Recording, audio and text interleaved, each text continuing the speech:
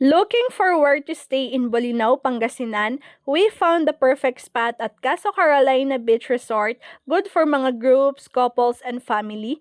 After 9 long hours from Ifugao to Patar, Bolinao, diretso na agad kami dito sa Casa Carolina. Pagpasok pa lang sa gate nila, makikita na agad ang information. Hindi ako nag-book online, nag-walk-in lang kami. Buti na lang may mga rooms available pa sila, good for 4 packs. Actually, 5 kami pero hindi na pala counted yung 3 years old na toddler ko. Ito yung room namin, may isang bed na king size and double cushion, naka-air condition din, may own CR na malinis, and sakto lang ang laki, and may shower din siya mga loves. May own table din sa labas ng room, kaya no problem saan kakain, and madami din cottages and tables pa sa isang building. Actually, ang dami nilang free inclusions like free buko shake after check-in, meron din silang free breakfast for all room types yun mga loves, merong free purified water na 20 liters or 1 jug yun. Free wifi din pero hindi ko nagamit kasi may signal naman ang TNT and Globe ko. Free cottage use din. Free parking, free access sa pool, free use of cookwares, free use of common kitchen. With ref and gas stoves na din pala yun mga loves. Free use of grilling area. Actually, malawak dito sa Casa Carolina. Pang Instagrammable spot. Tapos friendly and helpful yung mga staff nila dito. Lalong-lalo na sa mga gamit kasi madami kaming gamit. Meron din pala silang mga motor na for rent just in case gusto nyo magmotor papunta sa mga ibang itinerary nyo. Sa amin sasakyan na yung ginamit namin sa mga pinuntahan namin kasi 5 kami. Wala din kaming tour guide kasi naka-Google Map lang kami for 4 days na paglilibot namin dito sa Bolinao, Pangasinan. Yung room pala namin ay nasa beachfront lang pero may lalakarin pa rin para makarating sa beach. Tara tour ko kayo dito sa beachfront ng Casa Carolina.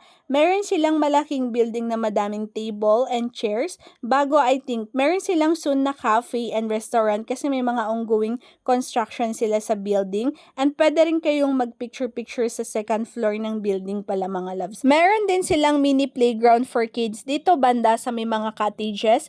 Yung binayaran pala namin sa room namin na 4 packs ay 3,500 pesos for overnight. 2 p.m. ang check-in and 12 noon ang check-out. Yung room rates nila dito is from 2,800 to 16,000 pesos. Actually, pwede nyo din silang i-message sa FB page nila para makapag-inquire kayo if you are planning to stay here in Casa Carolina.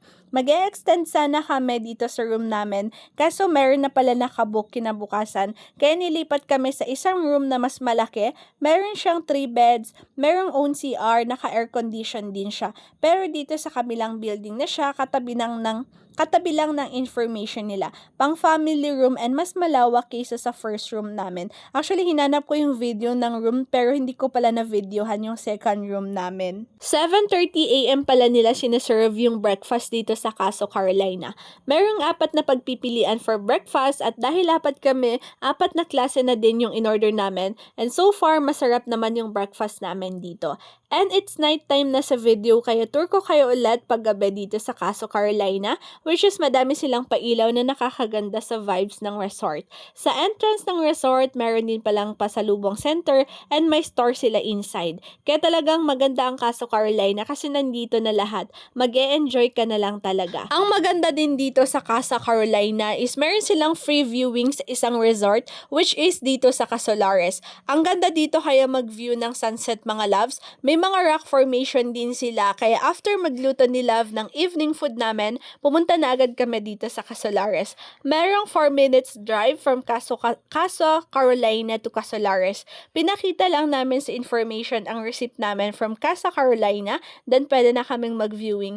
Ang ganda din ng Casolares. Actually, meron akong full video sa next post ko na lang. Balik tayo dito sa Casa Carolina. So if dito kayo magsistay, meron silang guide sa mga pwede nating puntahan na tourist spots dito sa Bolinao. Every room meron silang nakalaminate na information like rules and policy ng resort and included na doon yung mga tourist spots sa Bolinao na magkakaroon talaga kayo ng ideas sa mga tourist spots nila na baka hindi nyo pa alam na pwede nyong isali sa itinerary nyo. At kung tatanungin ako if babalikan ko ang Casa Carolina Beach Resort, definitely yes na yes. Maganda ang view dito, okay ang mga inclusions nila, tsaka na-provide naman lahat ng kailangan namin dito sa resort.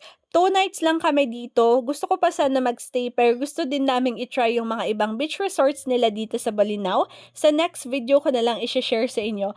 Para updated kayo sa mga travels namin, follow nyo ako dito sa account ko na to. And if nanonood ka pa sa dulo ng video ko, sobrang thank you so much. That's all for today's video!